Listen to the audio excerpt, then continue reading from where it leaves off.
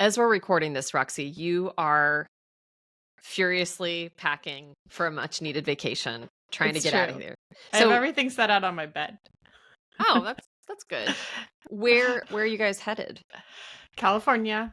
We're doing LA for a few days for a wedding, and then the storied drive up the is it the Highway 101 or Highway 1, like up the coast, Pacific 101. Anyway, through 1. Big Sur Canyon, like probably one of the prettiest drives in the world.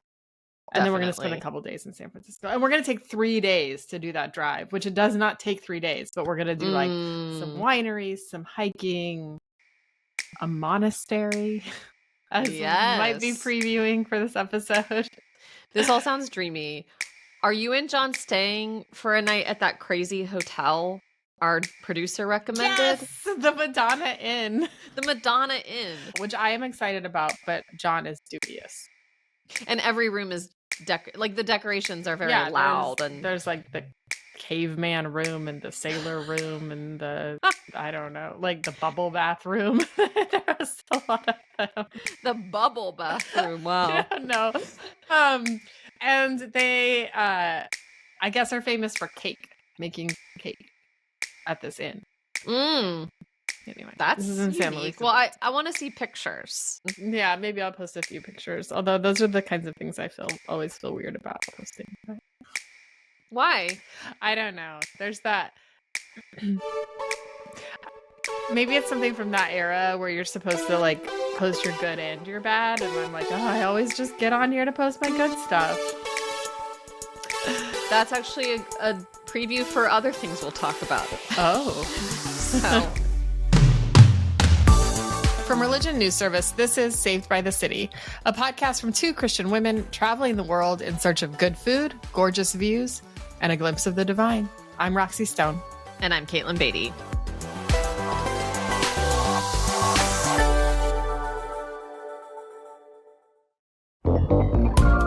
The last proper vacation I took was about a year ago, also to California, or the trip started there in Sequoia National Park, and it was just amazing. And there was something about being around these big ancient trees that were like alive around the time that Jesus was. I mean, we believe Jesus is still alive. When Jesus walked the earth, that made me feel small, but in a good way. It kind of like reset perspective, and there's just something about seeing how big the world is that can like reorient us, I think, in helpful ways. I really enjoy the road trip, and I really enjoy being out west. I just feel like out west in America is a place where I feel so many things, but I love how vast it is. Yes. And I don't feel hemmed in the same way. And it's not just like the buildings in New York. It's like the East Coast. There's just a lot of trees, and there's more sort of hills. You have less vistas. When you're driving, you can see less. And there's just something about like when I go out west where I love the vastness of it. And the big, big sky. Yeah, exactly. So yes, a year ago, I started in Sequoia and then drove east to Zion National Park and was there for a few days. And then went down to Sedona, which is this like woo-woo town in Arizona. I've never been to Sedona, but I really want to go. I was a little dubious because I'm like, I'm not really into crystals, or like there are specific landmarks throughout Sedona that are supposed to be vortexes. Have you heard of this? No. They're supposed to be a concentration of energy, and people go to these specific locations to like tap into the energy. So I was like, I don't know. Did you tap into that? Well, okay. I don't know. But so what I didn't realize until getting to Sedona is that there are just tons of trails, hiking trails throughout the city itself. Yeah. And it's like the craggy red canyon look. I was like, well, I guess I should just go to one of these vortexes since this is what this place is known for. Rome. I mean, was it placebo? All I know is that I felt I felt alive when I was in the vortex. Make of that what you will. I will make of that something. There's something here. I don't know what it is. Yeah. I'm sure Ross Douthat would have interesting thoughts about the vortexes of Sedona. No doubt. And then I ended the trip at the Grand Canyon, which this is going to sound so unappreciative. I think because the Grand Canyon, we've seen so many images of it. I was like, oh, yeah, this is cool. It didn't live up to the hype, huh? One of the 7 wonders of the world left you feeling a little I know, bored. it's sad. It's sad. I think it would have felt more truly like shocking in its vastness if you had never seen it in photos or images and then come across it. I mean, it was amazing. So I think before that trip, I had been more keen on getting out of the country. Mm-hmm. Yeah. Like, there's so much of the world that I haven't seen that I'm curious about and want to see, and other people have recommended. But after that trip, I was like, America, man. I felt so patriotic on that trip. National parks will do that. Yes. For you. I hope we can keep them. Me too. Oh my gosh.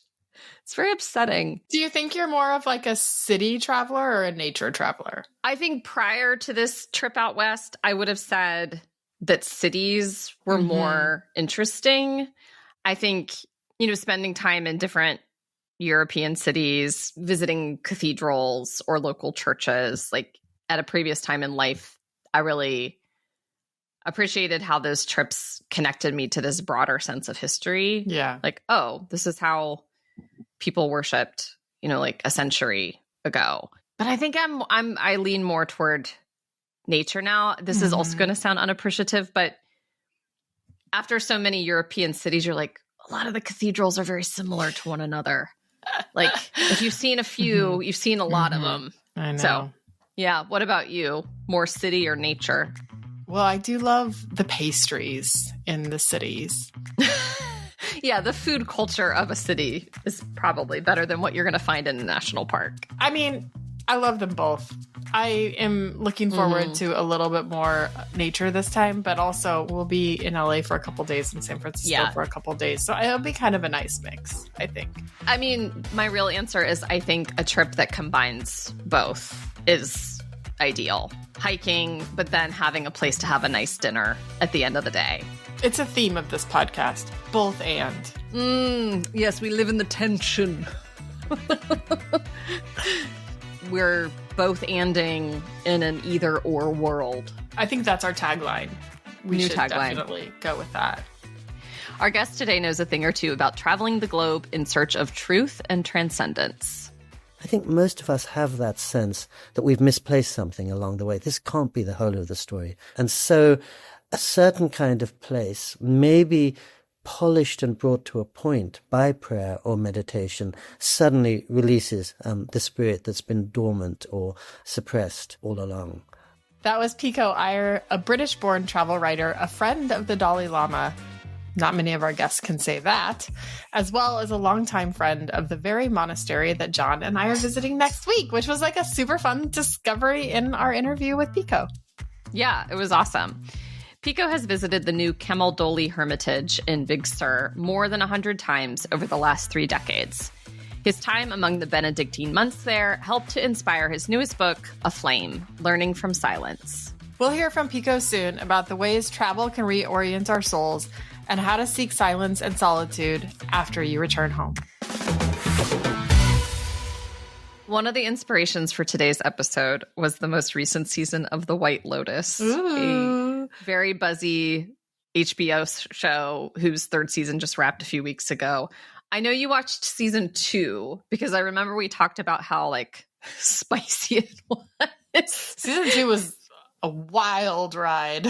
Did you and John watch season 3? Oh, yeah, definitely. I still am trying to decide what I think about season 3. So, yeah, just as a brief setup for listeners who didn't catch it or didn't catch all of it, season 3 of White Lotus is about very rich white Westerners traveling to a luxury resort and hotel, this time outside of Bangkok. And as with previous seasons, the show creator, Mike White, is skewering wealthy Westerners for just being kind of clueless about their own privilege. Yes. What was interesting about this season that I don't think was in any of the others was sort of the presence of religion and spirituality. This resort that they're going to, the White Lotus that they're going to, it's sort of a wellness retreat center. And it's like working in a lot of Buddhism and meditation, but in sort of like a way that caters to a Western wealthy crowd. So taking like meditation retreats and getting massages and doing some yoga, right? But then just like right outside of the White Lotus is this Buddhist monastery. And that kind of like plays in, especially with one of the Ratliff characters. Yeah. So the Ratliffs are this wealthy Southern couple, and they bring along their 3 young adult kids. The mom is played by Parker Posey. And so the daughter of this family tells her parents that she plans to actually move to this monastery nearby and spend a year there. She says, I'm a Buddhist. I want to study Buddhist principles. The mom's response is worth replaying here. I don't understand. You want to what? I'm move here after I graduate. Just like at least for a year. Move here and do what? Meditate. And like immerse myself so I can really understand Buddhism and develop my spirituality. But you're not a Buddhist. Yes, I am, Mom. Honey, you're not from China. What does that have to do with anything? You can be interested in this stuff, but you could never really be it. We're from an entirely different world. Okay, well, you call yourself a Christian, but you weren't born in Bethlehem. Well, everyone I know is a Christian. My parents were Christians. Your parents are Christians. Parker Posey, man, she still got it. Yeah. It's sort of interesting to me. There's a lot of skepticism, even fear toward this monastery, toward the Buddhists, towards what their daughter wants to do, to spend a year there. Not much understanding, but it's also a little bit tricky to like really understand the daughter's motivations. Right. She clearly wants to get away from her family and she has these kind of ideas from college, but it's also like, shocker, harder than she thought it would be. Yeah. We kept saying all season, we would be like, who's going to die and who's going to get religion? Okay, we won't give away too much. You guys should go watch it. I really like this show. I've gone back and watched season 1. I think season 1 is maybe my favorite. It's more funny. It is funny. An Eat the Rich takedown is always fun. But also, I think this series reminds me, maybe especially this most recent one, that on a global scale, I am the rich. Like, I know. It's true. Maybe like, not that rich, but rich. In the grand scheme of things. Yeah. I can think of places that I traveled on a work trip to Indonesia and on another trip to Cambodia to a temple complex, Angkor Wat, and, to various like monasteries or churches throughout Europe. Yeah.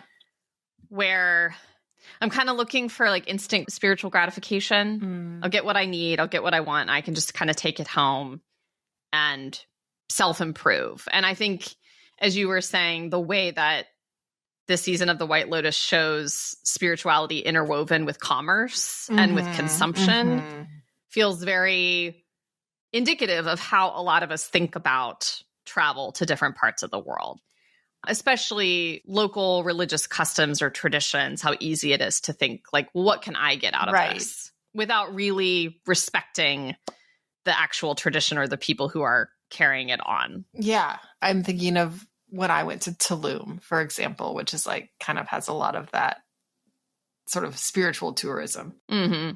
I think Americans, certainly not only Americans, but we're wanting to escape. And there is a sense of that maybe we're doing it wrong here. Maybe we're a little too busy, a little too tethered to our phones, a little too overworked and stressed and distracted and all of the things. And so we're seeking retreat. When you go to those kinds of places, you're wanting a vacation, but I think there is sort of an awareness that like something's not working and I can't get it at home because it's just too much. Right.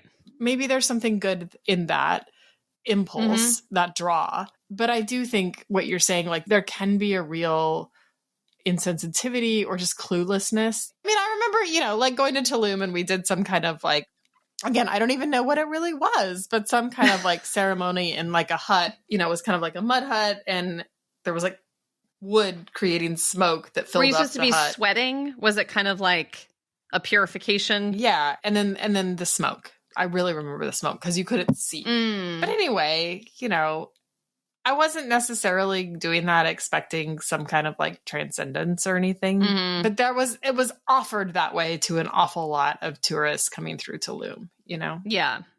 I think you're right, though, that we want to get out of our normal setting and routines because we recognize that they're not like good for us spiritually, that there's something about how we've ordered our lives and priorities in the West that feels corrosive to the spirit and doesn't allow for silence, for solitude. I know we'll talk with Pico a lot about the importance of finding places of silence and solitude. So I think the impulse is right. I just don't know how to seek it without it feeling consumeristic. And then I don't always know how to then go back to quote unquote normal life. Right. Especially if you're going to a place where the traditions and the religion is so not your own and all you're doing is like borrowing a few practices. That then I don't think it is something you can bring back with you in the same way or practice it in the same way or get a lot out of it when it's ripped so far from its own context and from not only its location context, but its religious context. Yeah. Have you done like a Christian pilgrimage? Like, have you done the Camino or anything like that? Well, this is worth an entire other episode. A really long time ago, when I worked at Christianity Today, like 15 years ago, I was asked to go on a press junket to the Holy Lands. Oh, yeah. You know, like sponsored by Christians for Israel kind of group. Lots of complicated layers. Big feelings. I mean, I will say, putting aside the problematic ways that the group was organized and kind of what we heard and what we didn't hear, I will say, like, yes, standing on the shore of the Sea of Galilee was amazing. And being in Jerusalem was overwhelming. You could feel a thickness in the air of just how many people have been in that place seeking God and how contested a place it is and how much conflict is layered in a place like Jerusalem. It was overwhelming almost in a stifling way, not in a calming, awe-inspiring way necessarily. I would say that's probably the closest I've done to like a Christian pilgrimage or trip. Same. Oh, yeah. Yours was probably done much more responsibly if I'm thinking of I the think group. So. I mean, I have really respected the group that I went with, and a lot of what we went for was like to talk about peacemaking and how to represent two sides fairly and how to be a little both and about a conflict, that kind of thing.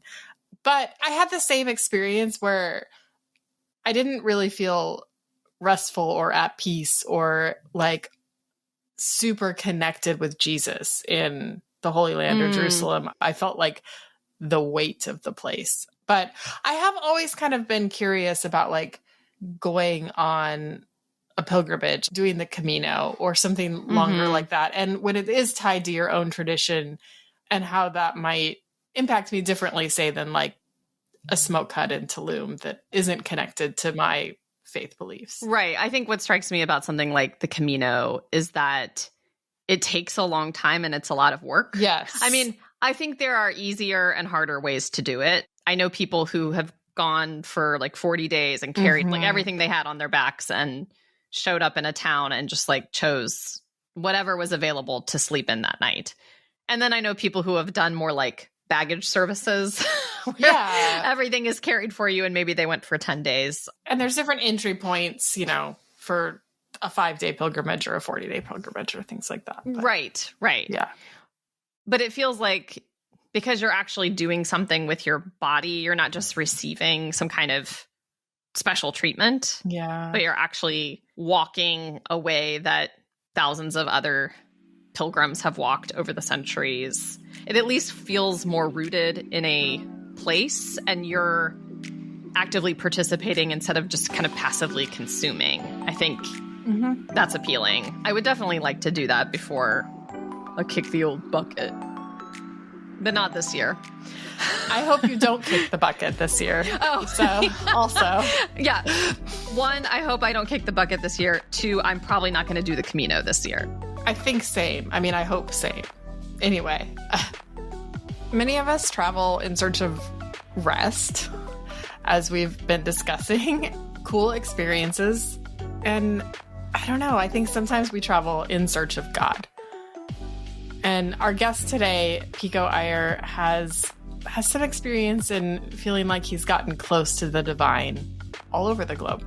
He also reminds us that somewhat inconveniently, you actually do need daily practices in your normal life to stay in touch with the ultimate reality that you came into contact with on that amazing trip.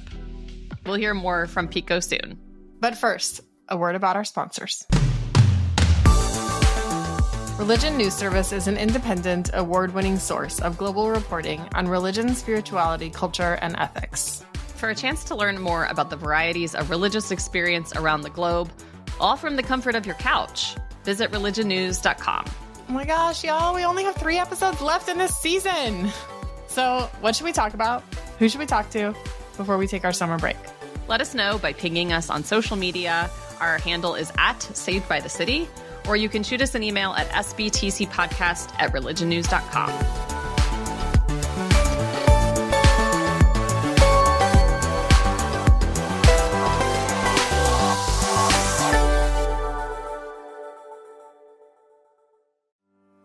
I'm Paul Brandeis Rauschenbusch. This week on The State of Belief, Reverend Dr. Shannon Fleck, who has just accepted the position of Executive Director at Faithful America. We definitely want to make sure that faith is standing strong in spaces where people are being ostracized. Not being scared of that and understanding what it means to be a person of faith under circumstances like this is really important. The State of Belief, where religion and democracy meet. Distributed by Religion News Service Podcasts and available on your favorite podcast app. We're grateful today to be joined by Pico Iyer, an award-winning travel writer and author of 15 books, most recently the book A Flame, Learning from Silence. Thanks so much for being here, Pico. Thanks so much. I'm really happy to see you both. Thank you. So you've traveled the world. You've written about your journeys in several of your books. You've visited sacred sites across the globe and across various religious traditions.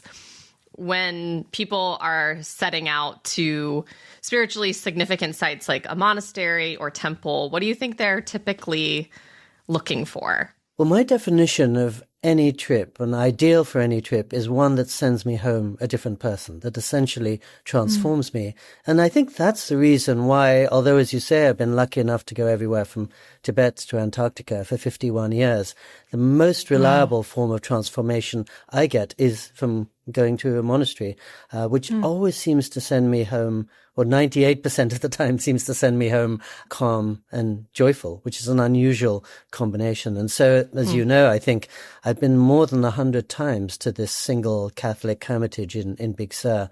And it's a more exciting trip, I think, than any of the ones I've taken across the globe. I'm literally going to that place next week. I'm so excited. Do you know what day you're going to be there? Monday night. Oh, I'm only sorry because I'm going to be there on Thursday, Friday, and Saturday. Oh my gosh. Yes. Oh, I'm so excited. I hope you're not disappointed.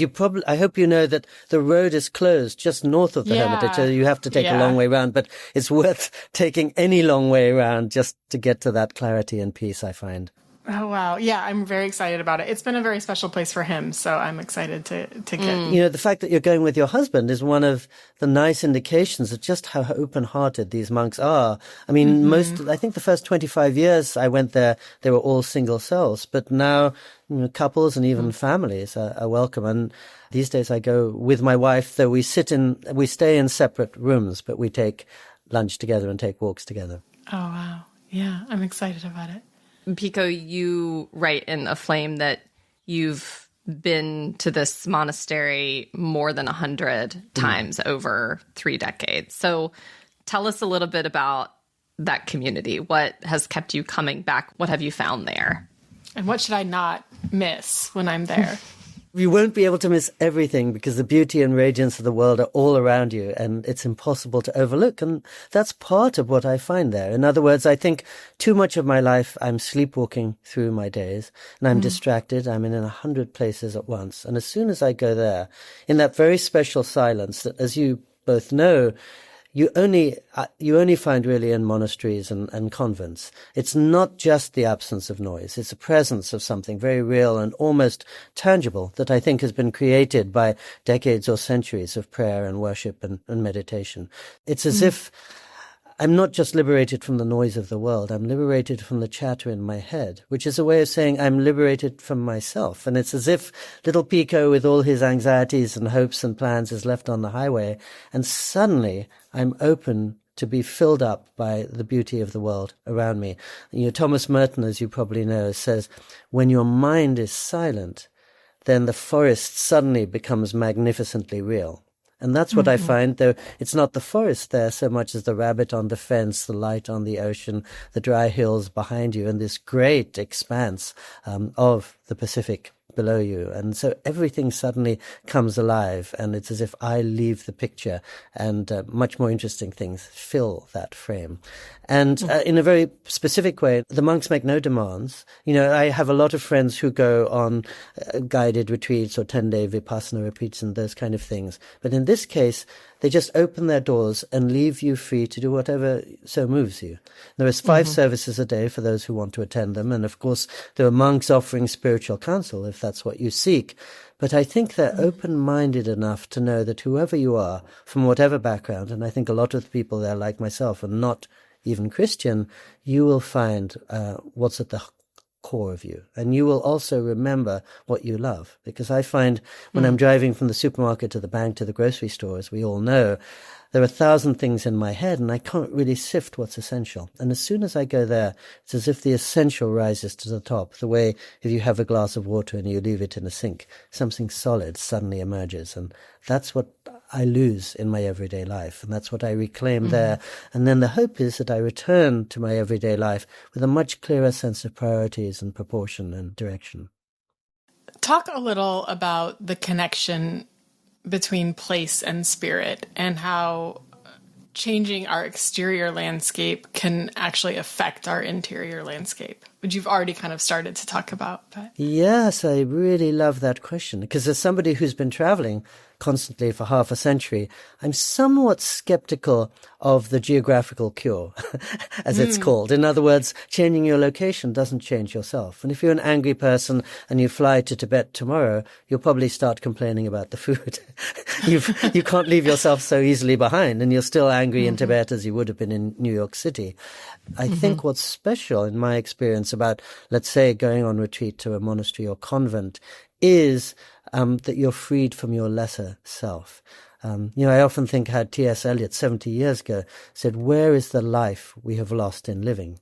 And the world was much slower and quieter then. But I think many of us feel we've lost that life. We've lost the deeper self or that wider reality.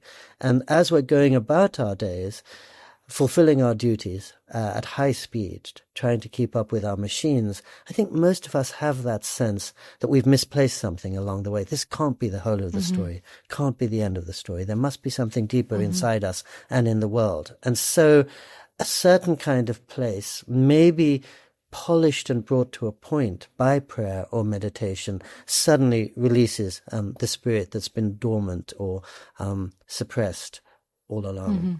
I've been lucky to go to places like Varanasi and Jerusalem and Lhasa, Tibet. And I think there, the place becomes a cathedral of spirit because so many people for so many centuries have brought their deepest longings and their devotion. When you go to the Jokang temple, which is at the center of Lhasa, Tibet, and it's very, very dark. It's one of the few places of Tibetan Buddhism still standing in Tibet.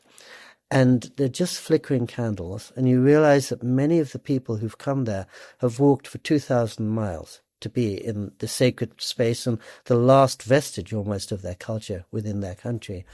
And you just see tears streaming down their dust-streaked faces. Some of them have prostrated every step of the way and made a trip for a year, maybe, to get there.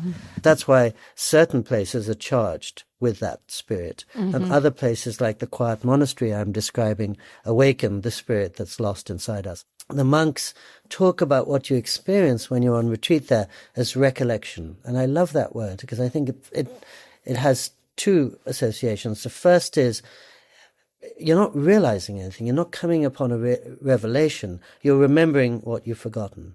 You're remembering something perhaps you knew as a child or you know in your deepest moments, but you lose sight of in the middle of the day-to-day. And suddenly you recollect it there. And what you're recollecting is, I think, your spirit or your deepest being or your connection with the divine. I've had the experience, and I'm sure a lot of our listeners have as well, of being in these thin places, this concept from Celtic spirituality where we feel like we're closer to the eternal or to God or ultimate reality. And then I go home. Yes. And I feel frustrated that I so easily lose what it feels like I found again on that trip or in that place. So are there things that we can do kind of in our daily lives, in our non-travel lives, that help us retain and hold on to what we have found in our journeys? Such a good question. And I know exactly what you mean. So if I go for 3 days on retreat, I may be walking on air for a day and a half after I get back home, and then I'm caught in the traffic driving to the IRS, and I'm back in my not so exalted self again. So I know just what you... hard. Yes. But I think in the light of what I first discovered in this Hermitage in 1991, I tried to remake my life a little. So I moved to a 2-room apartment in the middle of nowhere in Japan, which I share with my wife and formerly my kids. I don't have a cell phone there. I've never used a cell phone. Wow. So I'm trying to keep my life as undistracted as possible. I take walks a lot, just the way I do when I'm on retreat. I try to practice a kind of lectio divina. In other words, at least to devote 15 minutes every day to reading something that's going to speak exactly to my spirit, to my soul. Might be Thomas Merton or Richard Rohr or any wise soul who I think is talking to, indeed, the eternal within me or talking for the divine spirit. And I spend also an hour every day trying to read some novel or piece of serious nonfiction. And I find that when I come out of that hour, I'm a much deeper, more nuanced, more attentive version of myself. Not quite the same as being on retreat, but at least a way of trying to keep myself a little below my surface. But you're absolutely right. And also what I'm keenly aware of is that many people, of course, don't have the time or resources to go on retreat at all, let alone go to Big Sur for 3 days every season. But I think even those people can take a long walk every Sunday and make that the kind of sacred practice, or visit a friend without a cell phone, leaving their cell phone behind, or put a mail away, a message on their email every Saturday or every Sunday or both, just to try to open up space.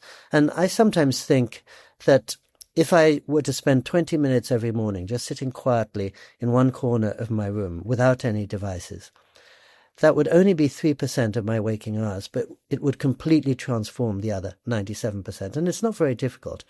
And I know that most people nowadays do take conscious measures to try to open up space in their head. I mean, I think many people I know meditate or practice yoga, go for a run every day, go for a swim. And I think all of that is wonderful, but the world is accelerating to such a pace, I think we need to do more of it. You know, I'm sometimes reminded 100 years ago, J.P. Morgan said he could never achieve in 12 months what he did in 10. And so he gave himself 2 full months off every year. And that was a much slower, quieter world. So I think unless we take fairly dramatic measures, we do kind of get lost in the swirl. You've mentioned a lot of different spiritual practices from different religious traditions. And you've also sort of said you're not Jewish or Christian or Muslim. Right. So how would you describe your religious or spiritual identity and the way that you're practicing it? My parents were Hindu, but they were also theosophists, and they were also both really professors of comparative religions.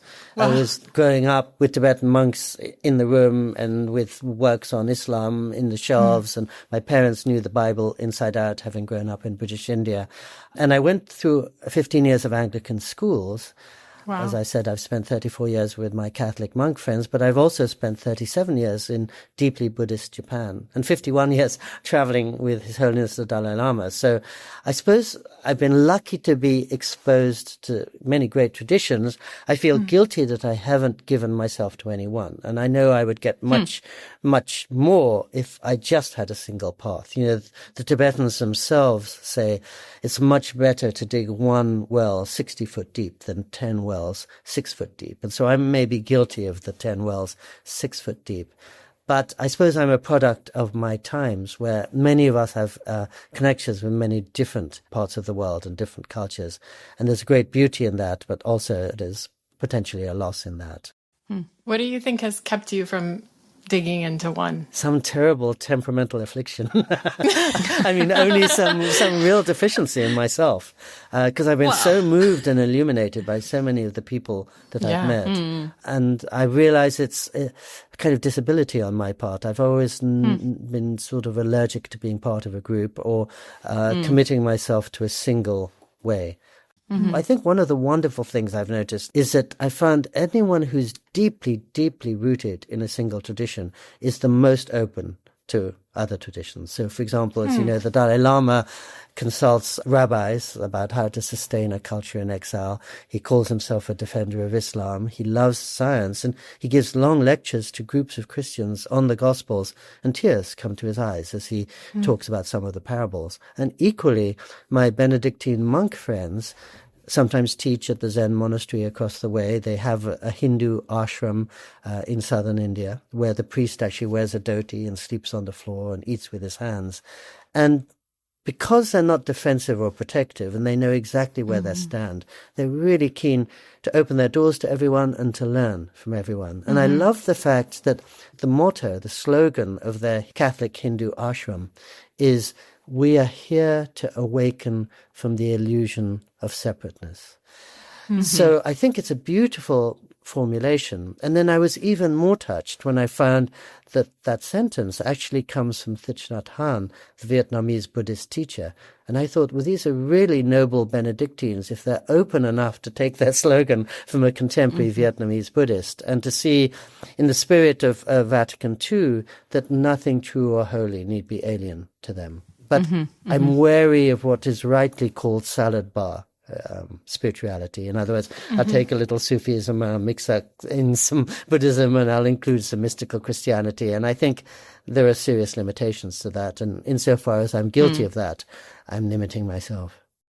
Yeah, I think this connects to an impulse a lot of Westerners have to visit a non-Western country and to participate in local religious traditions in the worst way, to kind of consume a different spiritual or religious tradition, that there could be something disrespectful or even colonialist about that impulse. So for those of us who do want to understand and respectfully engage in religious traditions around the world, wherever we're traveling, how do we prepare ourselves to do that with a humble and respectful posture?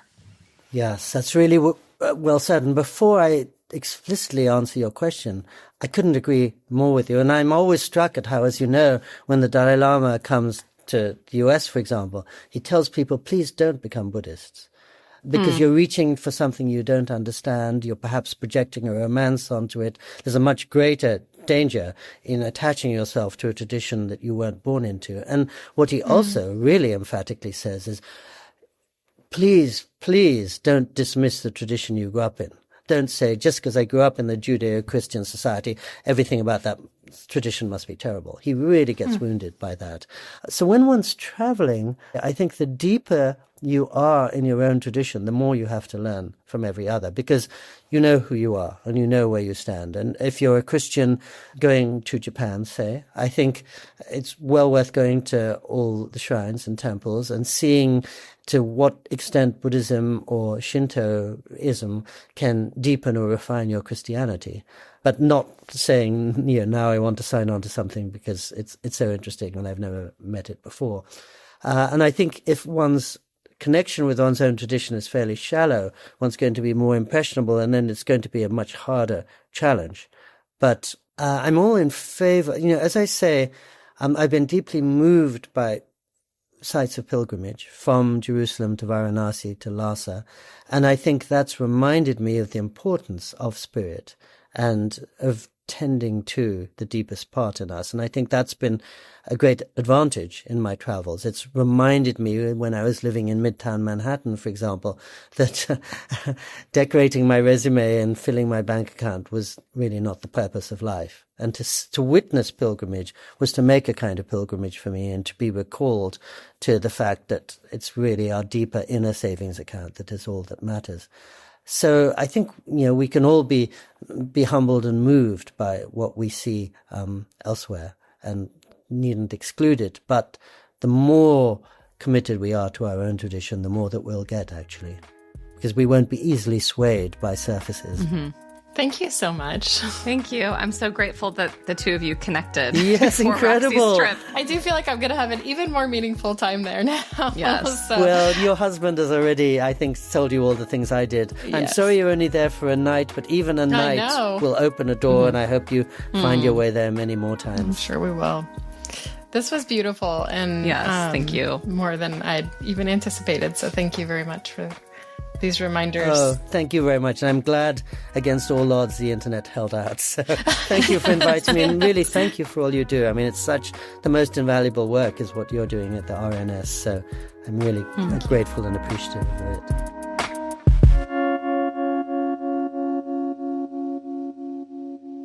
So in our conversation with Pico, we briefly touched on this idea of a thin place, a location in the world where a lot of people sense this closer proximity to the eternal, to the divine. Our producer hadn't heard this phrase before, a thin place. Maybe the Hermitage in Big Sur will become your new favorite thin place. That would be cool. But let's say it doesn't. How many nights are you going to be there? 3? Just one, which apparently is not enough. Sure. John also said really the minimum for it to change your life is 3 nights. So I don't know. What would you say is your ultimate thin place? Oh, this one is a little tragic. So I think my ultimate thin place is the lake where I grew up during the summers. I have so many thin moments at that lake where I truly felt awe and close to God, or close to my own humanity, my family, just that connection to something bigger. Yeah.